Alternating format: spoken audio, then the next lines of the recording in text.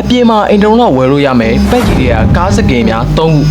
နံပါတ်3နေရာမှာတော့လက်ဘော်ကနေစန်ထရီနာတို့ဒီကားတော့မြန်မာငွေ25သိန်းကျော်ဝန်းကျင်တော့တန်ဖိုးရှိတယ်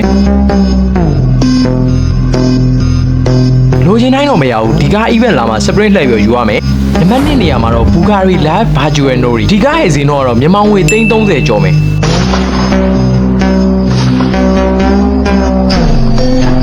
ဖက်ကြီးဝိုင်းထဲမှာဆိုရင်အလားဆုံးကားစကင်တွေကတစ်ခုဖြစ်တယ်ရှားပါကားစကင်ပေါ့ဒီကားကလည်း sprint လာမှာလှည့်လို့ရမယ်ကားမျိုးနံပါတ်1နေရာမှာတော့ Lamborghini Basic Feeling ရှားပါကားဖြစ်ပြီးတော့မြန်မာငွေ350ကျော်လောက်ပေးပြီးမှရမယ်